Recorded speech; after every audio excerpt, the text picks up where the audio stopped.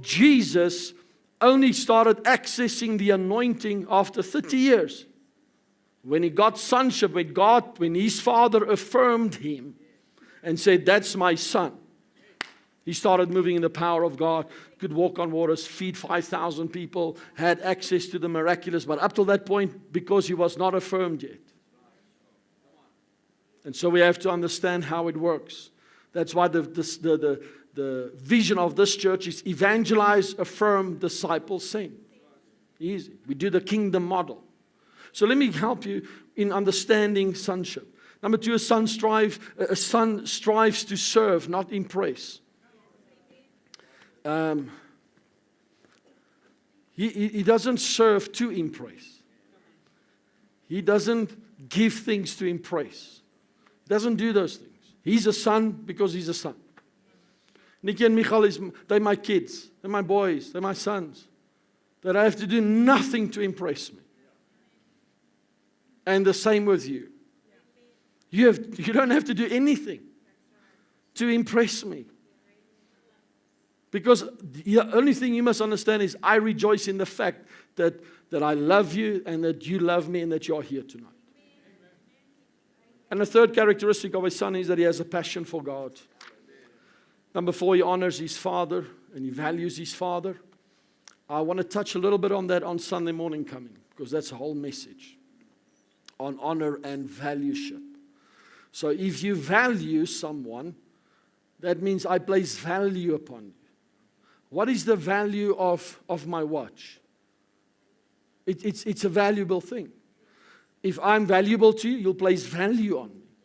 It's easy as that. Does God mean something to you? Yes. I value him. I honor him. How do I honor God? I honor him with my resources. That's what the Bible says. Honor the Lord with your resources. I honor him with that. Why? Because where my heart is, or where my treasure is, there's my heart. So if my treasure is in the house of God, I'll be here. Because my heart's there. If I invest in stock, in the stock market, I told Pastor A this week, I'm going to start investing in the next couple of weeks into space. I'm going to put some money in space.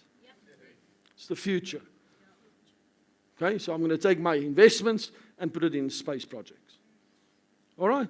But listen, you know what's going to happen? I'm going to check every day. How is the galaxies expanding? And where is my money in the galaxy? Wise investment. Number 5, and here we'll pick up.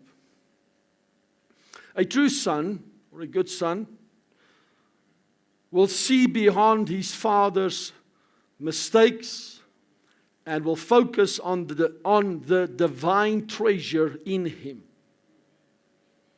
This is where we start off tonight. A true son, or a son, sees beyond the father's mistakes and focuses on the divine treasure that's in him.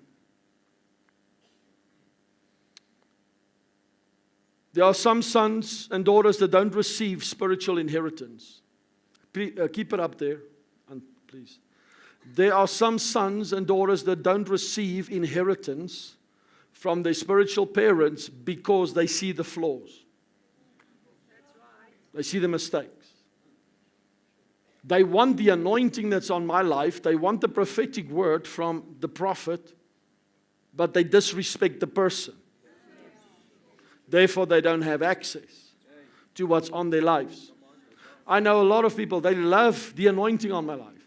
They love the presence of God. They love the preaching, but they don't like the person. They like it when mom shifts the atmosphere and preach, but I don't like the person. Can't work with the person. Don't like the person. So therefore, they never inherit the inheritances that's upon that life. And therefore, if she prophesies over you as the prophet, even if the prophecy is accurate, it won't come to pass. Because you disrespect the person, the carrier, the vessel of which it flows into. Understand? You can't criticize something and try to receive a blessing from that. It doesn't work like that. Exactly. Whatever you dishonor moves away from you. So we have to understand that people are so focused on the flaws. Yeah, but Pastor Nicky, look how heavy he is on the stage of the band and stuff like that. And he loses his temper. I don't lose my temper. We've got a great relationship. But here's the thing. They'll say, I don't like that guy, but I like the church. With all due, I am part of this church. It's my home. You understand? I'll work for you, but I really don't like you. And so when it comes to bonuses, it comes to increases, they're the ones that don't get the big ones. Not even that I know it, just that I sense in the spirit. They just want what's on me and don't want me. With my flaws. With my mistakes. When I wake up on a Monday and I'm not in a good mood. They tell me, Nicole, and they hear, Nadine and them tell me, when I walk up the stairs, they can tell by my footsteps. Oh, it's one of those days again.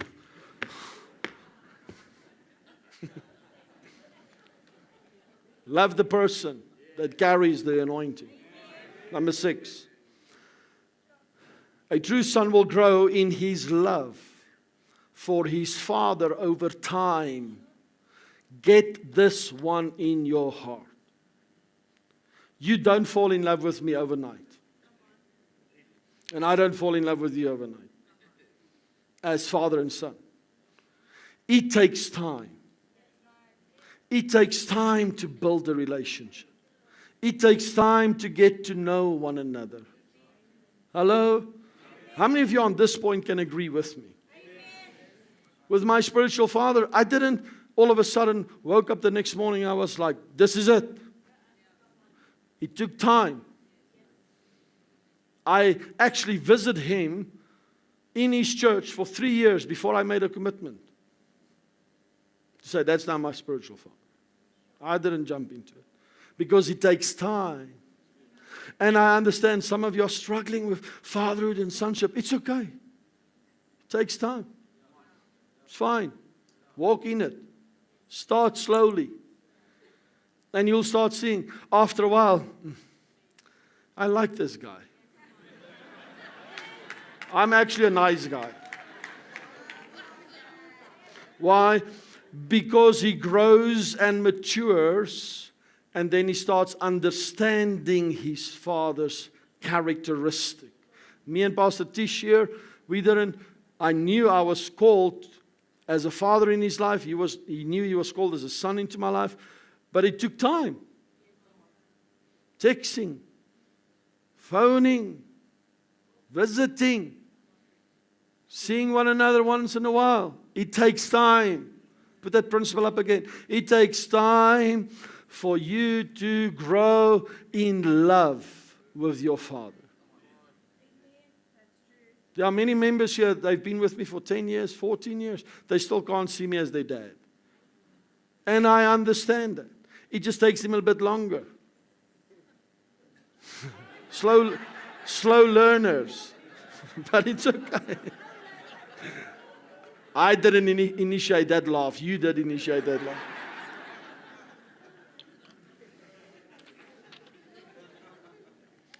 All right. Number 7.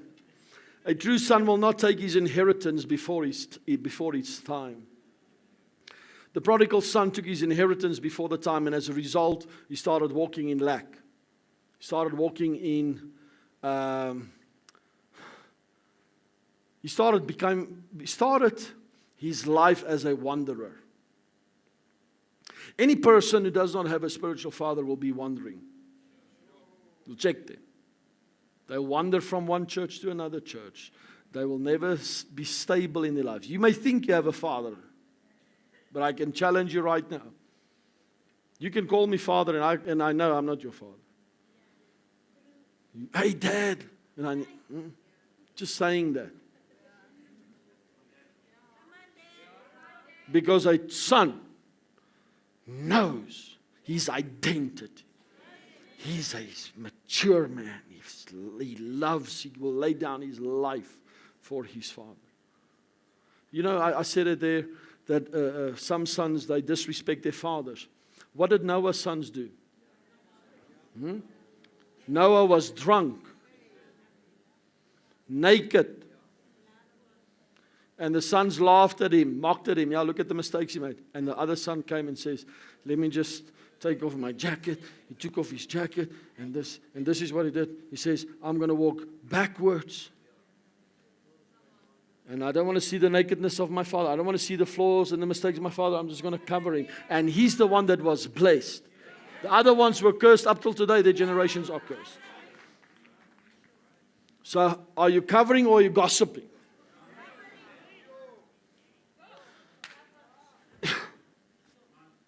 Number 8, a good son or a son will want to be near his father. I just want to be next to my dad. I just want to be close to him. Pastor Tish and Pastor Peter here, Pastor Peter Kleinsmith there in the back, they've got churches, they've got big churches. They don't have to be here tonight. But the sons drive all the way from Randburg to be here, to sit in the front rows. He preached last Sunday. He doesn't have to be here. Preached services this morning in his own church. But a son says, I want to be close to my dad. I just want to be with him. I just want to hear his voice tonight. It's not convenient. It's not comfortable. But I just want to be with him. 2 Kings chapter 2, verse 2.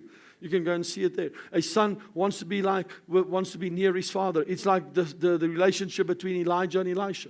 And Elijah said to Elisha, stay here, please, for the Lord has sent me to Bethel. But Elijah said, as the Lord lives and as your soul lives, I will not leave you. I was thinking, I've got a better job proposition in Australia. What do you think I should do? Or America and England? Some will go because it's money. Then you get the sons that says, if you go, I'll go. If you say stay, I'll stay. Whatever you want, I'll be with you. That's sonship. Right there. Now I'm going to help you with the next one. I want to hang a little bit here, hover a little bit. And this is, a good son or a son protects his heart from the, change that, not unholy Trinity. Protects his heart from the unholy Trinity. I want to give you the unholy Trinity. The unholy Trinity is very powerful. There are 3 spirits that will challenge and destroy a godly relationship between a father and a son. And I call this the unholy Trinity. It's called selfishness, pride, and jealousy. Right next to jealousy, rebellion.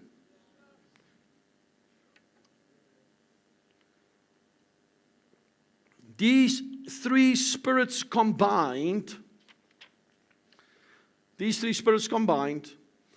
will cause a son to forget his roots and try to lay his own foundation in his life.